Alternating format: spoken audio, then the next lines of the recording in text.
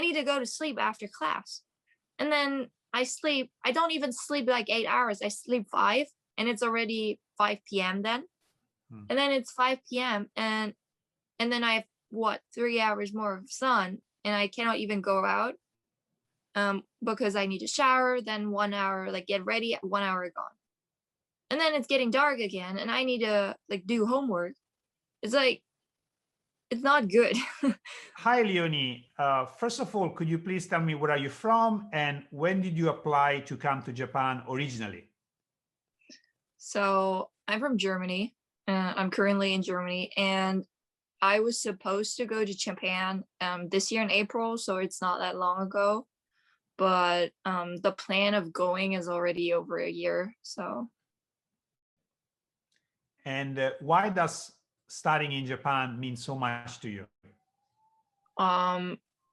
First of all, so when it started, I wanted to go abroad because the major I'm studying is international relations.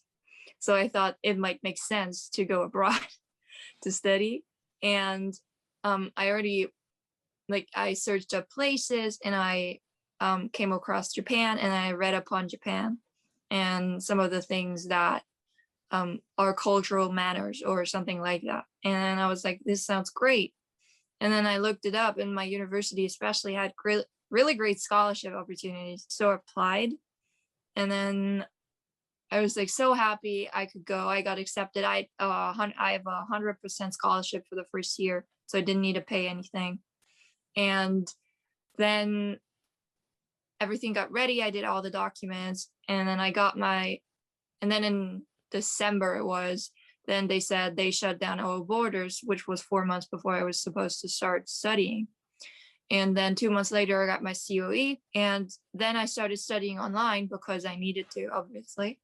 And now I have friends. So it's kind of really sad when I have like a group project and my friends are telling me, yeah, we're meeting up in person. And I'm like, nice. And I'm sitting here in the dark because it's at night and then I'm lonely.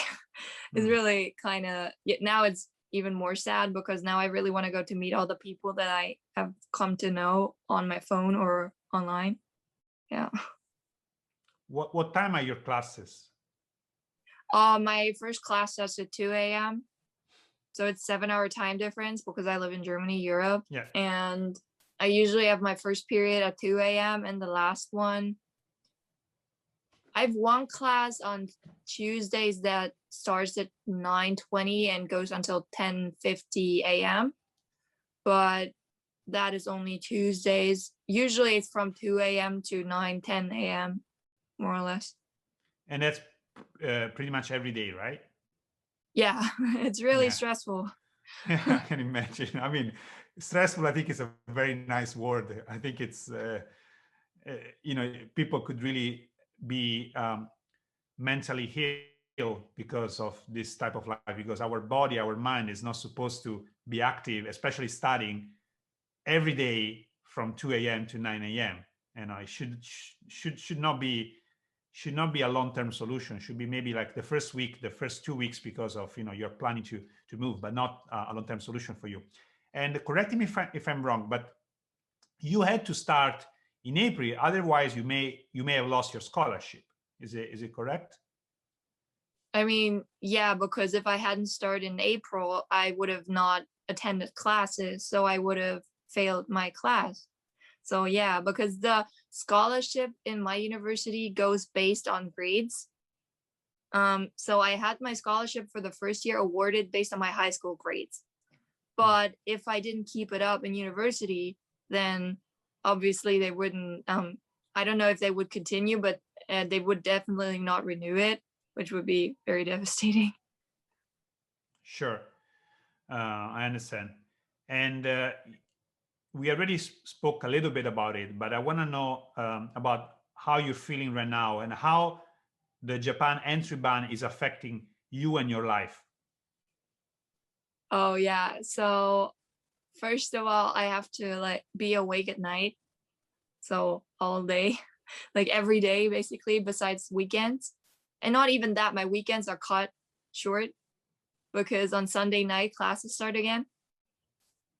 And what happens is usually I was always a night person, so it wasn't that bad. But the problem is that I'm lacking sleep a lot because my life is during the day. So it's not that I can go to a doctor's appointment between classes at 4 a.m. That's not how it works. So I've appointments. I have friends. So sometimes I want to meet friends.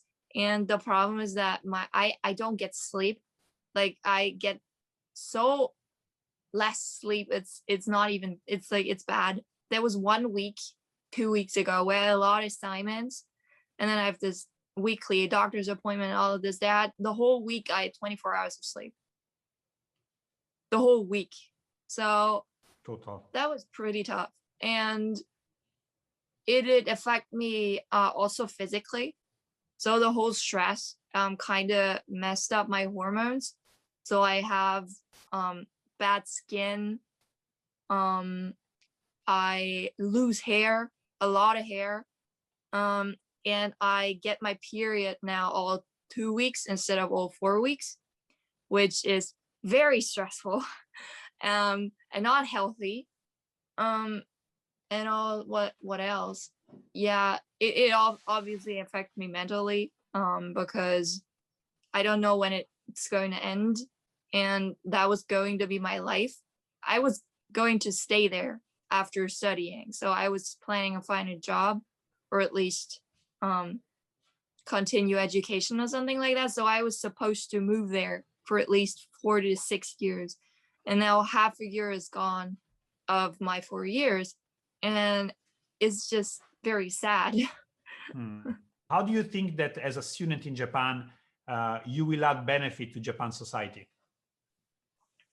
So that is really interesting because this point of view that I'm having now is something that I adapted while studying in my class. So I learned about culture and identity in class, and it said that culture can be defined by 2 ways. In one way by past and traditions, so it's going to be passed on. And the other one is by actively taking decisions through the exchange of thoughts.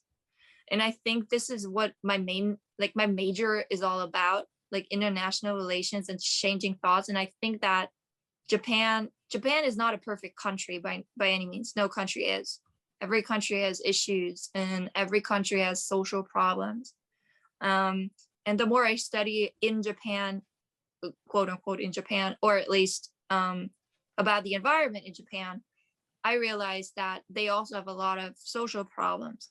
And I think that me and every other international student with different perspective from around the world would be tremendously beneficial to changing their point of view on a lot of things that are harming others.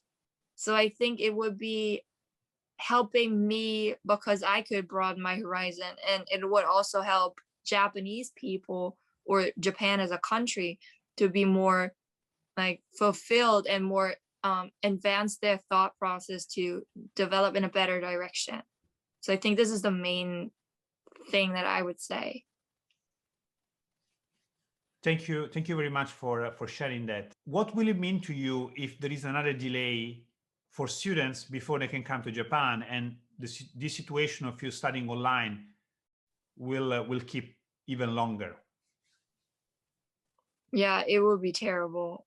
I don't know any other word to describe it because it's just terrible. So my brain sometimes tries to push back my sad and depressed thoughts, and it's just going to be, well, what can you do? You just have to accept it, right? The second semester I would be fine. So like in October or something like that, I think that would be okay.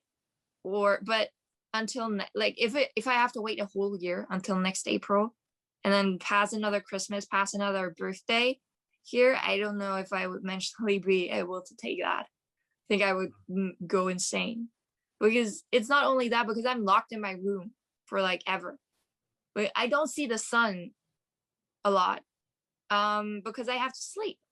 So if it's a sunny day outside and I didn't have time to sleep during the night, like even a nap, I need to go to sleep after class.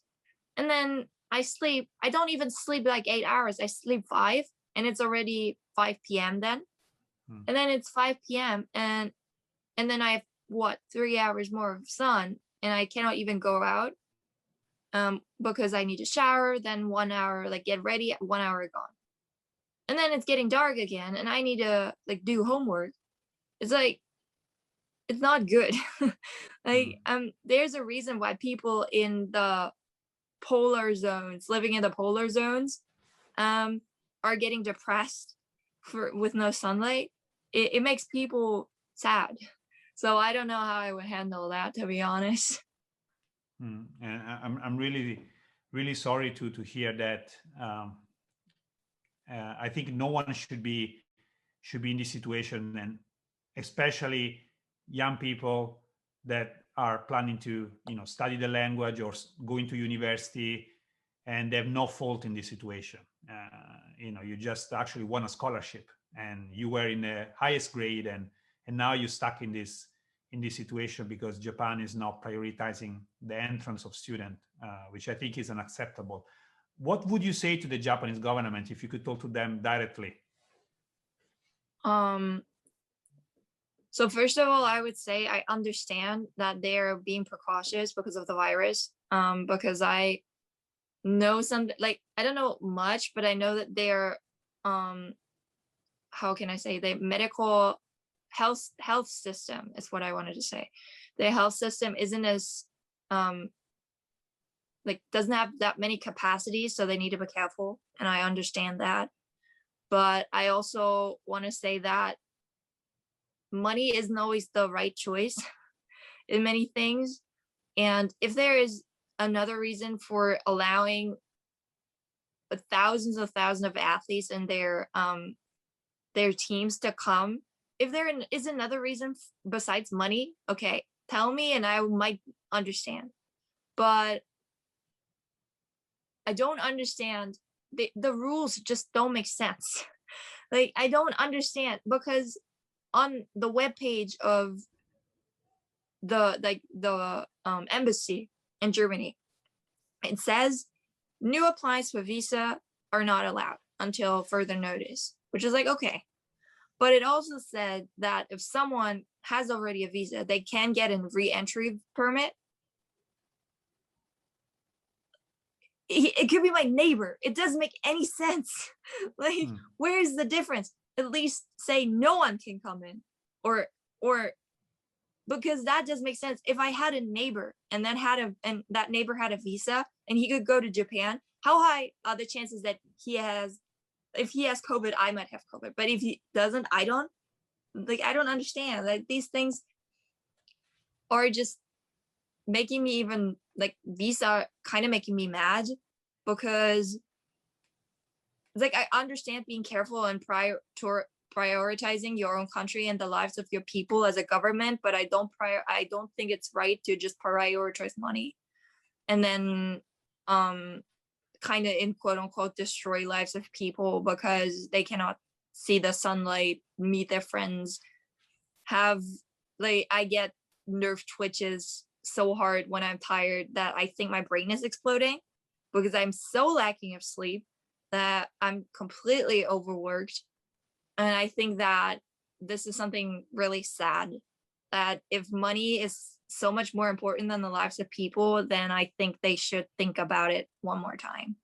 I know it's not easy to talk about this, especially since you're living it right now, and adds stress over the difficult situation you have. Thank you very much, Leonie, for sharing your story today.